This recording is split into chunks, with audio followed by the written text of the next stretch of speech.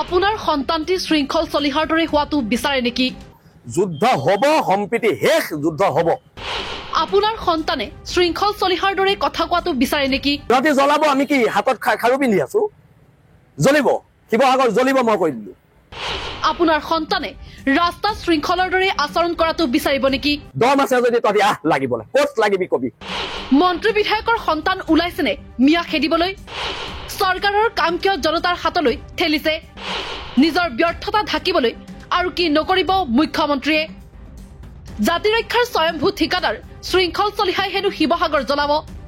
শিৱসাগৰৰ শান্তি সম্প্ৰীতিৰ জৱনিকা ইতিমধ্যেই ঘোষণা কৰিছে ঐতিহ্যমণ্ডিত শিৱসাগৰৰ স্বয়ম্ভূ অভিভাৱক শৃংখল চলিহাই। মুকলি যুদ্ধৰ আহ্বান জনাইছে শৃংখল চলিহাই। শৃংখল চলিহাৰ ভাষণ আৰু আহ্বান শুনি যদি আপুনিও উত্তেজিত হবলৈ আৰম্ভ কৰিছে, তেনেহলে এবাৰ নিজক প্ৰশ্ন কৰি চোৱা উচিত। আপুনি আপোনাৰ সন্তানক শৃংখল চলিহাৰ দৰে হোৱাটো বিচাৰিব নেকি? বিচাৰিব নেকি শৃংখল চলিহাৰ দৰে কথা কোৱাটো? বিচাৰিব নেকি ৰাস্তাই ঘাটে আস্তিন কুচাই মাস্তানৰ দৰে কাজিয়া কৰি ফুৰাটো? আপুনি নিজৰ সন্তান নিশ্চয় এখন গণতান্ত্ৰিক দেশৰ এজন দায়বদ্ধ নাগৰিক হোৱাটোৱে বিচাৰিব, যিদৰে প্ৰতিগৰাকী মন্ত্ৰী বিধায়কে বিচাৰে নিজৰ সন্তান উচ্চ শিক্ষিত হওক, পৰিণত বয়সত উপযুক্ত সংস্থাপন হওক। কিন্তু সেইসকল মন্ত্ৰী বিধায়কে আনৰ সন্তানক শৃংখল চলিহা হোৱাটোৱে বিচাৰে, যিয়ে নাগৰিকৰ দায়বদ্ধতাক পাহৰি দিব পাৰে যুদ্ধৰ মুকলি হুংকাৰ, যিয়ে নাগৰিকৰ সৈতে নাগৰিকৰ সংঘাতৰ জুই জ্বলাব পাৰে। শাসক পক্ষই সেয়াই বিচাৰিছে। সেই সংঘাতৰ জুইত নিজৰ ৰুটি সেকিবলৈ উদ্যত হৈ পৰিছে ৰাজ্যৰ শাসক দল। সেইবাবে মিয়াৰ আগ্ৰাসনক কেন্দ্ৰ কৰি বিশেষকৈ উজনি অসমত সংঘাত সৃষ্টিৰ অহৰহ ষড়যন্ত্ৰ ৰচনা কৰা হৈছে। প্ৰতীকীভাৱে এই সংঘাতৰ কেন্দ্ৰবিন্দু কৰা হৈছে আহোম যুগৰ সুদীৰ্ঘকালৰ ৰাজধানী শিৱসাগৰক। উত্তেজনা আৰু হাহাকাৰৰ মাজত পাহৰাই পেলাব বিচৰা হৈছে এই একেটা দলেই তিনিবাৰকৈ নিৰ্বাচনত ভোট বিচাৰিছে বিদেশী বহিষ্কাৰৰ নামত। এই একেটা দলেই দুবাৰকৈ ৰাজ্য চৰকাৰ গঠন কৰিছে বিদেশী বিতৰণৰ নাম লৈ। 16 मई के बाद ये बांग्लादेशी तीसरा बोरिया बांध के तैयार रखे। সেই একেটা দলেই শৰাইঘাটৰ শেষ ৰদৰ হুংকাৰ দি দখল কৰিছিল ৰাজ্যৰ ক্ষমতা। সেই একেটাই দল, একেজনেই মানুহ। প্ৰায় 10টা বছৰ ৰাজ্য শাসন কৰাৰ পাছতো বিদেশী সমস্যাক লৈ মৌন হৈ থাকিল বিজেপি চৰকাৰ। বৰং কা বলবৎ কৰি হাজাৰ হাজাৰ বাংলাদেশী নাগৰিকত্ব লাভৰ পথ প্ৰশস্তহে কৰি দিলে। আনকি 2024 চনৰ লোকসভা নিৰ্বাচনতো মুখ্যমন্ত্ৰীৰ মুখত এবাৰো উচ্চাৰণ নহল বিদেশী সমস্যাৰ প্ৰসংগ। বৰং নামনি মধ্য অসমত মিয়া সংখ্যালঘুৰ কাষলৈ ভোট বিচাৰি গল মুখ্যমন্ত্ৰী ডক্টৰ হিমন্ত বিশ্ব শৰ্মা। এই সময়ছোৱাত বিজেপি চৰকাৰে বহিষ্কাৰ কৰিলে মাত্ৰ 26 গৰাকী বিদেশী।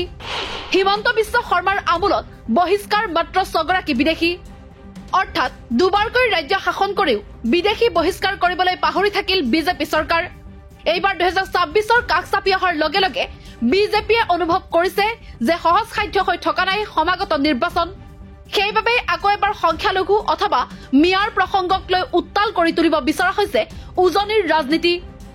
মুখ্যমন্ত্ৰীয়ে নিজেই কৈছে যে উজনিৰ শেহতীয়া পৰিস্থিতিৰ আঁৰত তেওঁৰেই হাত আছে, কিন্তু মুখ্যমন্ত্ৰীয়ে কোৱা নাই যে তেওঁৰ কাৰ্যকালত বহিষ্কাৰ হৈছে মাত্ৰ 6 গৰাকী বিদেশী। অৰ্থাৎ নিজৰ ব্যৰ্থতা ঢাকিবলৈ এইবাৰ সৃষ্টি কৰিব বিচাৰিছে নতুন এক উত্তেজনা। মোৰ মতেদি জাতিয়ে সমস্বৰে মাত মাতিব লাগে আৰু ইয়াৰ পিছত আৰু সুযোগ নাহে। খালি আইন হাতত ল'ব নালাগে। আইন হাতত নোলোৱাকৈ জাতিয়ে যিমান পাৰে সিমান আন্দোলন কৰিব লাগে এনেকুৱা ধৰণৰ ঘটনাৰ বিৰুদ্ধে। মুখ্যমন্ত্ৰীয়ে ঠিকেই কৈছে, আইন বলবৎ কৰাৰ কাম চৰকাৰৰ। কিন্তু প্ৰশ্ন হৈছে, আইন থকাৰ পাছতো, আইন বলবৎ কৰাৰ ক্ষমতা থকাৰ পাছতো কিয় ৰাইজে আন্দোলন কৰিবলগীয়া হৈছে? এয়া এখন চৰকাৰৰ চূড়ান্ত আৰু অক্ষমনীয় ব্যৰ্থতা নহয়নে? ৰাইজক আন্দোলন কৰিবলৈ দি মুখ্যমন্ত্ৰীয়ে স্বীকাৰ কৰি লোৱা নাইনে যে বিগত 10টা বছৰত অসমৰ খিলঞ্জীয়াক সুৰক্ষা দিয়াত চৰম ব্যৰ্থ হৈছে বিজেপি চৰকাৰ। আৰু সেই ব্যৰ্থতা ঢাকিবলৈকে সৃষ্টি কৰা হৈছে নতুন এক উত্তেজনাৰ। তাৰ মাজতে কৌশলেৰে বিদেশীৰ বিৰুদ্ধে ৰুজু হৈ প্ৰায় 70,000 গোচৰ প্ৰত্যাহাৰ কৰি তেওঁলোকৰ নাগৰিকত্ব লাভৰ পথ প্ৰশস্ত কৰি দিয়া হল।